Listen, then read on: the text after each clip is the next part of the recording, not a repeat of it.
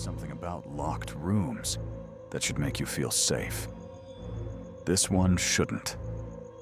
A man was found dying inside a locked hotel room. His hands were tied, his body was broken, and the door was locked from the outside. No one saw anyone enter.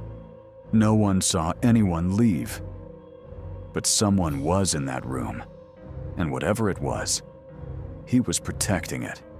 Because when the police asked who did this, he smiled and said, "Nobody. This is not a ghost story. This actually happened, and it still doesn't make sense." This is The Final Knock.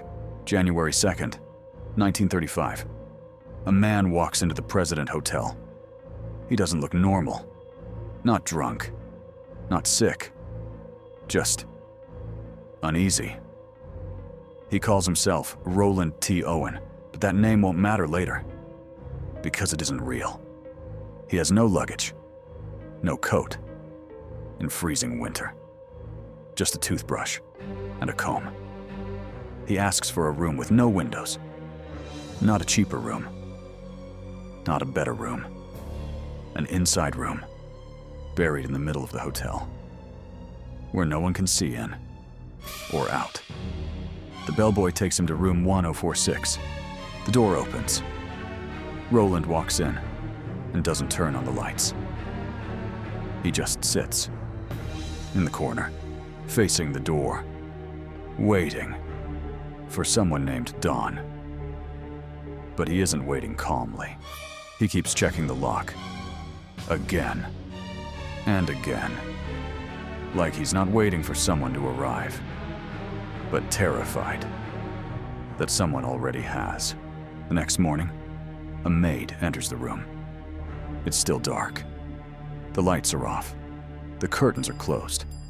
Roland is still there. Same chair, same position, same stare. Hours have passed. Nothing has changed. On the desk, a note. "Dawn, I will be back in 15 minutes. Wait for me." But as the maid walks out, she hears something. A voice. Then another. One of them is Roland. The other is not. It's deeper, slower, controlled. "Dawn, please, stay where you are." The maid freezes, because she knows something isn't right. No one checked into that room. No one went upstairs. No one used the elevator. And yet, someone is inside, talking, in a locked room. 2 days later, the phone in 1046 is off the hook. A bellboy goes up. He knocks. Nothing. He opens the door, and immediately regrets it. The smell hits first. Metal. Rot. Blood. Roland is on the floor. Naked. Tied. Wrists. Neck. Ankles. Pulled so tight, it looks like something was trying to hold him in place. Blood is everywhere. Walls. Ceiling. Like something kept hitting him. Again, then again. His skull is fractured. His body is barely holding together. And then, his eyes open. He looks at the bellboy. Not scared, not confused. Just calm. He looks at his hands. At the blood. At the room. And slowly, he smiles. "Nobody did this. I fell against the bathtub." The bellboy steps back, because at that moment, it doesn't feel like a lie. It feels like a warning. Police arrive within minutes. They lock down the entire floor. And then they see it. The detail that shouldn't exist. The door was locked from the outside. Roland couldn't walk, couldn't stand, couldn't reach the door. The windows locked from the inside. 10th floor. No escape. No entry. No footprints. No weapon. No sign anyone was ever there. And yet, Someone was. Because this didn't just happen. This was done. The killer didn't run, didn't hide, didn't escape.